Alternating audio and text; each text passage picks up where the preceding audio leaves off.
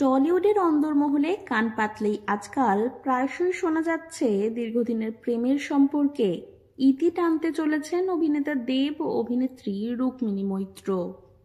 কেউ আবার দাবি করেছেন তাদের মধ্যে সম্পর্কের বিচ্ছেদ আগেই হয়ে গিয়েছে। এখন যা দেখা যাচ্ছে তা নেহাতই লোক দেখানো। এই ধরনের আলোচনায় বরাবরই চুপ থেকেছেন দেব রুক্মিণী। তবে এবার এক সাক্ষাৎকারে দেব নিজেই এই বিষয়ে মুখ খুললেন। সাক্ষাৎকারে দেব বলেন, যারা এসব বলছে তারা তো আমার সঙ্গে থাকে না, তাহলে জানলো কি করে আমার আর রুক্মিণীর মধ্যে কি চলছে? আমি গত 12 বছর ধরে একটা সম্পর্কে রয়েছি, কোনোদিনও এটা নিয়ে কথা বলিনি, তাহলে আজ কেন এত জবাবদিহি করতে হবে আমাকে? এই সাক্ষাৎকারেই দেব জানান, রুক্মিণীও তিনি মুম্বাই কাজের সূত্রে মাসের বেশ কিছুদিন সেখানে কাটান, তাই সেখানে একটি ফ্ল্যাট কেনার পরিকল্পনাও করেছেন তিনি।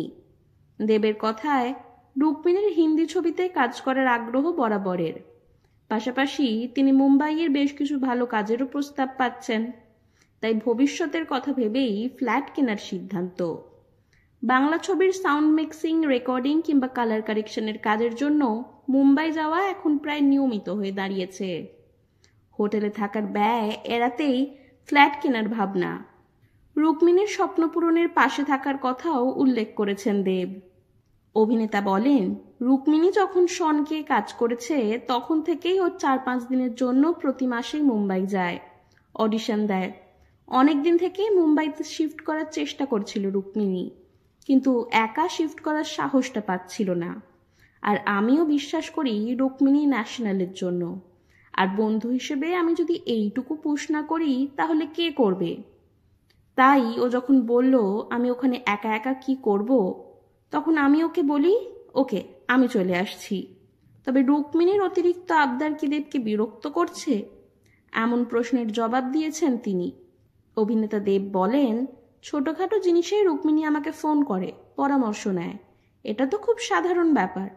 আমিও তো ধূমকেতুর টিজার প্রকাশের আগে ওকে পাঠিয়েছিলাম, জানতে চেয়েছিলাম কেমন লাগলো। এটাই তো স্বাভাবিক, গত 12 বছর ধরেই তো তাই হয়ে আসছে। ও কোন ছবি করবে, কার সঙ্গে করবে, কাজ করাটা ঠিক হবে কিনা, কত টাকা নেওয়া উচিত হবে, সবটাই ও আমার সঙ্গে আলোচনা করে। সব মিলিয়ে দেবের বক্তব্য স্পষ্ট, রুক্মিণীর সঙ্গে তার সম্পর্ক অটুট, তাদের মধ্যে বোঝাপড়া বেশ গভীর।